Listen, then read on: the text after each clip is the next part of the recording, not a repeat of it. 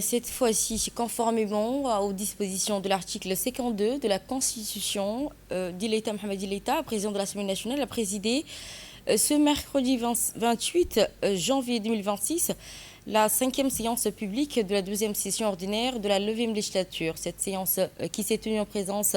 d'Abdelkader Kamel Mohamed, Premier ministre, et des membres du gouvernement, ainsi que l'ensemble des députés.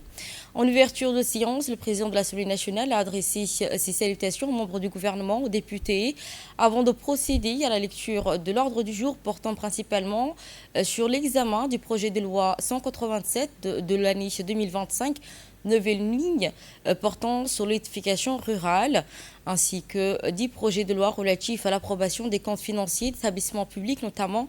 ceux de l'ADDS, de l'Imprimerie nationale,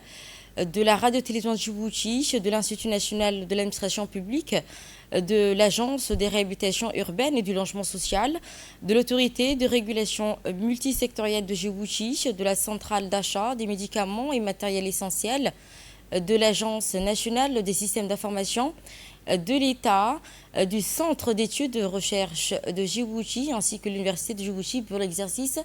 2023. Au cours des débats, plusieurs députés ont interpellé l'exécutif sur la conformité des comptes financiers présentés, la gestion administrative et budgétaire de ces établissements concernés, ainsi que sur l'application des principes de transparence, de redevabilité, de bonne gouvernance dans la conduite des institutions publiques. Les membres du gouvernement ont apporté les éclairages nécessaires sur l'ensemble des points soulevés, couvrant les aspects budgétaires, comptables, administratifs, opérationnels liés au projet de loi examiné. À l'issue des délibérations, l'ensemble des projets de loi inscrits à l'ordre du jour ont été soumis au vote de la représentation nationale, adoptés à une large majorité. Prenant ainsi la parole, Abdelkader Kamel Mohamed a salué la qualité des débats partenaires ainsi que le sens élevé des responsabilités ayant caractérisé l'examen des textes soumis à la représentation nationale. Le président de l'Assemblée nationale a également souligné l'un des faits majeurs de la session qui réside dans la présentation régulière et en temps voulu des comptes financiers des établissements publics, résultat d'un dynamique impulsé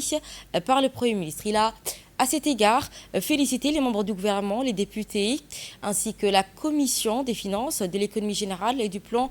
pour leur engagement et leur disponibilité. Il a également rendu hommage à l'ensemble des députés pour leur implication à cette commission en plénière lors de cet atelier spécialisé, ainsi qu'un cursus des femmes parlementaires contribuant ainsi au rayonnement institutionnel de l'Assemblée nationale.